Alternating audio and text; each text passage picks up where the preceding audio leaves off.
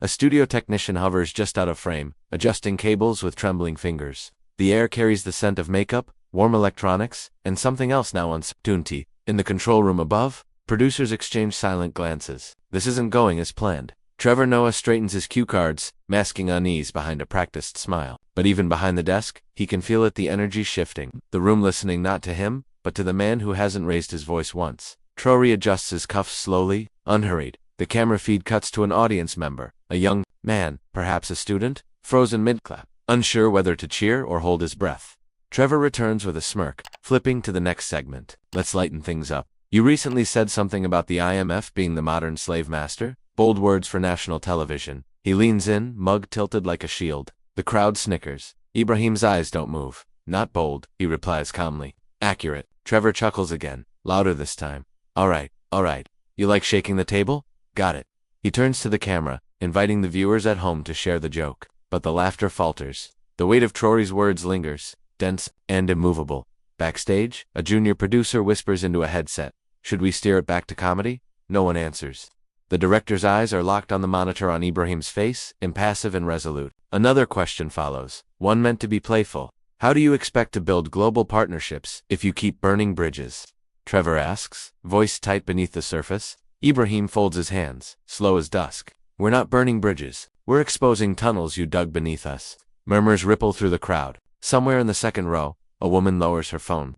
No longer recording for humor, but reverence. The light technician dims the overhead slightly. Stage direction or instinct? It's unclear. Trevor forces another grin. That sounds like a conspiracy theory. General? A pause. Ibrahim looks at him, not as an opponent, but a symptom. No theory. Just the history you teach your children with names removed? It lands like a stone. The laughter dries up entirely. The audience now leans forward not to laugh, but to understand. The show no longer belongs to Trevor. The camera doesn't. Either belongs to the tension, to the room's changing gravity, to the unsaid wait years in the making. A sudden flicker of sound in the earpiece. Cut to break early. Someone suggests. Trevor ignores it. All right, he says, waving toward the screen behind them. Coming up next, the lightning round. Quick answers to big questions. He offers the line with a shrug, buying time, pretending control. I'll start easy. Trevor smirks. Colonialism, misunderstood history, or unforgivable sin? A grin for the camera. Traoré replies without hesitation. Unforgivable silence. The words don't echo, but something else does. A sharp inhalation. A blink too long. Even Trevor stops moving. The segment cue flashes red in the corner, but neither man moves. The tension isn't staged. It's lived real, compressed into every gesture, every word. Trevor breaks eye contact first, glancing at his mug, tapping the handle. Let's take a short break. Don't go anywhere. He fumbles with his cards. The camera lingers on Traoré. He hasn't blinked at as the lights dim and the jingle plays. There is no applause. Just quiet. As if everyone realizes they've witnessed the beginning of something irreversible. Not loud, not violent, but inevitable. A reckoning wrapped in stillness. Trevor turns away, but Traoré remains facing forward, unmoved, his presence louder than any shout. The interview will resume in 60 seconds, but the silence already said more than any script could write. Trevor clears his throat, tapping his cue cards as if they'll suddenly anchor him. The stage is no longer his, it belongs to something heavier now. The audience feels it too.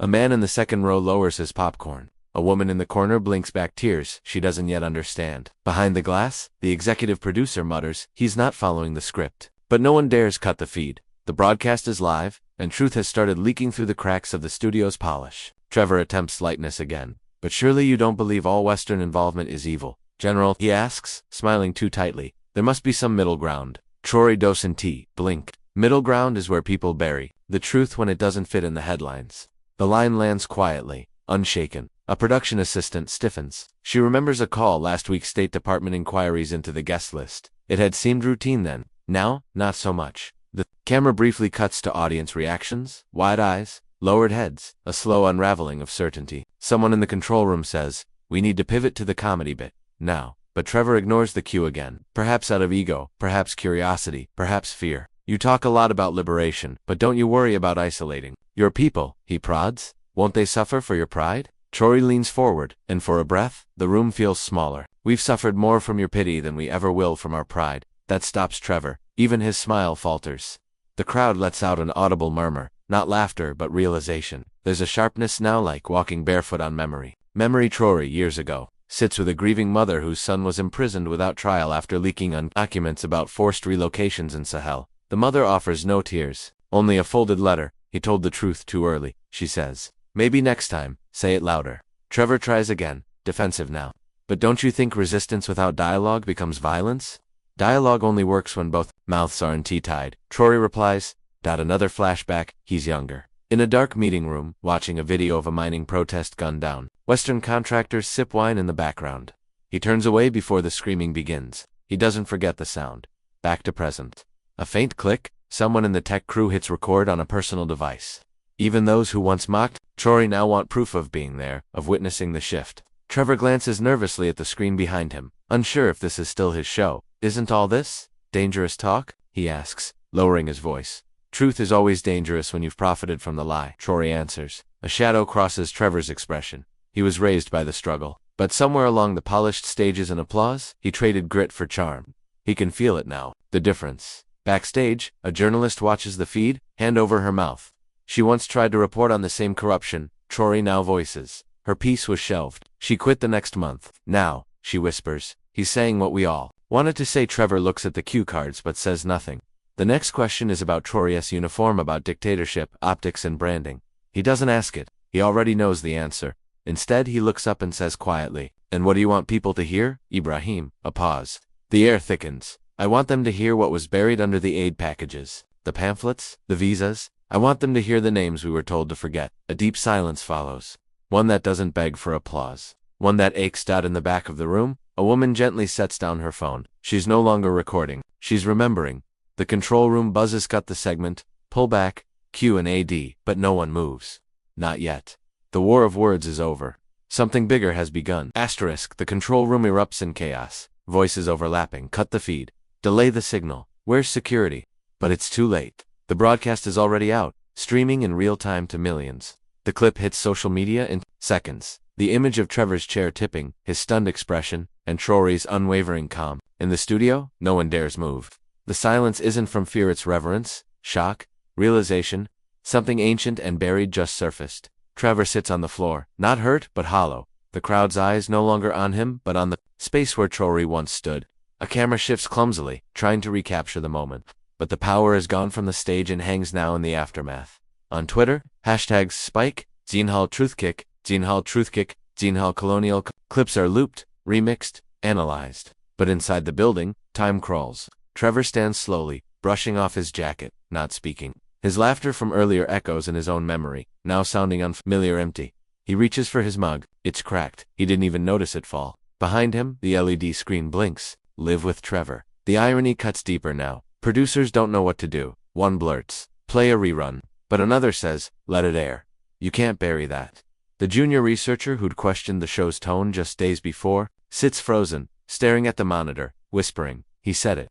Finally, someone said it. Meanwhile, Traoré walks the studio hallway alone.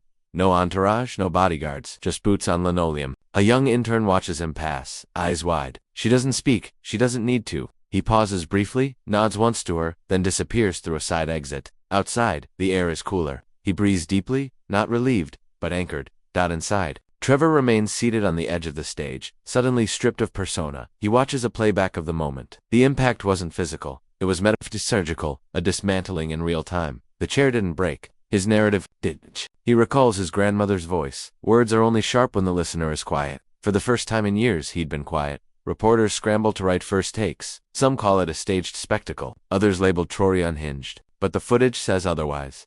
Calm precision. Measured fury. No rage, only clarity. In South Africa, in a township school, a teacher projects the clip on a wall. Students sit in awe, one boy whispers. He didn't even yell. The teacher nods. That's how history speaks. Somewhere in Paris, a foreign correspondent rewatches the segment. The phrase, I didn't kick him, I kicked the comfort of his arrogance, looping. She writes the words down, her hands trembling. She was raised to frame Africa in pity. Today, she saw Africa stand back in the studio. Trevor finally speaks. Quietly. To no one. Was it ever a joke? He looks at the camera, still live. Maybe the laughter was the lie. His voice cracks slightly. He's not broken. He's unraveling. The audience is still seated. No cue to leave. No applause sign flashing. One woman places her hand over her heart. Another wipes her cheek. Security finally enters. Confused. Do we escort him? A guard asks, motioning toward Trevor. The head producer just shakes her head. No, leave him. Let him sit. The final image rolling across millions of screens is no longer of Traoré walking out. It's Trevor alone on stage, surrounded by lights, with nothing left to say. No autre music, no commercial break, just raw broadcast silence, broken only by the hum of equipment and the weight of truth finally told. The networks rerun the clip again and again, dissecting every frame. Trevor's smirk before the fall, Traoré's stillness, the silence that followed. Opinion panels erupt. Some anchors call it performance art, others brand it aggression, but the audience isn't watching commentary. They're watching the moment itself, unfiltered, uncut. It becomes more than an interview. It becomes a mirror. Within 24 hours, student groups across Ghana, Nigeria, South Africa start uploading their own reactions, spoken word, rap verses, essays titled The Day Silence Spoke. A young activist tweets, "We were waiting for a hero. Turns out, we needed a reminder." In New York, Trevor sits at his desk, the lights off, the city pulsing outside. His team has stopped calling. His inbox overflows with press requests. He opens none of them. Instead, he replays the footage on loop, leaning forward, pausing on the moment. Traoré says, "Some truths don't deserve laughter. They deserve remembrance." That line hits different now. He thinks back to the early days, open mics in dusty clubs, telling jokes about pain to make it bearable. Somewhere along the way, he made it profitable, and then forgettable. That's what stings. In Ouagadougou, the wind moves through dry trees. Traoré walks quietly through a small graveyard, his boots scuffing red earth. He stops at a modest stone, no name, just a carved bird in flight. His hand rests there for a moment. No speech, no camera, just memory. A boy runs past, chasing it. Tired. Traoré watches, a rare softness in his expression. That's why he speaks. Not for anger, for that boy's future. Meanwhile, Trevor drafts a post, deletes it, drafts again. Nothing sounds right. Not yet. He opens the notebook. He thought he'd lost its pages yellowed, scribbled with old sets and half-written poems. Near the back, a line from his mother, "Laughter is healing. But don't make medicine out of someone else's scar." He underlines it.